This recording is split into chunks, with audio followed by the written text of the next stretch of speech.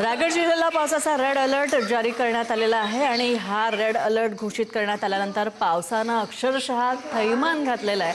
अनेक गावांमध्ये घराघरांमध्ये पाणी शिरलंय, लाखो रुपयांचं नुकसान झालंय। कधीच आम्हाला प्रशासन मदत करत नाही असं सांगून या ठिकाणच्या नागरिकांनी संताप नोंदवलेला आहे। तर पेण तालुक्यातील रावे गावामध्ये अनेक घरांमध्ये पाणी शिरलंय, संपूर्ण जनजीवन विस्कळीत झालंय। मोठ्या प्रमाणात या पावसानं लोकांचं संसार उपयोगी साहित्य हे भिजवलेलं आहे।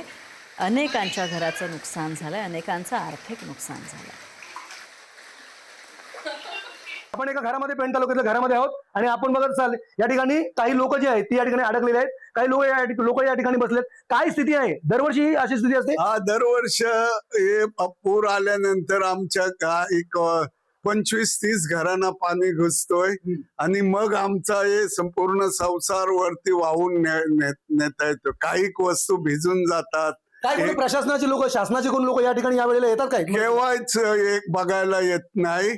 आता मागच्या वेळेलाही अशीच परिस्थिती झाली, पंचनामे झाले, त्याचा आम्हाला 1 रुपया पण गव्हर्नमेंटने दिलेला नाही। अच्छा, या भीषण स्थितीमध्ये दरवर्षीप्रमाणे हे नुकसान तुम्हाला सहन करावं लागतं? सहन करावं लागतं। तर ह्या व्यथा आहेत तिथल्या नागरिकांची। आपण बघत असाल प्रचंड मोठ्या प्रमाणामध्ये या ठिकाणी बघत असाल आपण, पाणी हे पूर्ण घरामध्ये शिरलेलं आहे आणि संपूर्ण घरामध्ये पाणी नुसतं या हॉलमध्ये नाहीये, तर आपण बघत असाल या हॉलच्या आतमध्येही पाणी आलेलं आहे। संपूर्ण घरं जी आहेत ती पाण्याखाली गेलेली आहेत। त्यामुळे पूर्णपणे या रायगड जिल्ह्यातल्या या पेण तालुक्यातील रावे गावातल्या संपूर्ण नागरिकांचं जनजीवन पूर्णपणे विस्कळीत झालेलं आहे।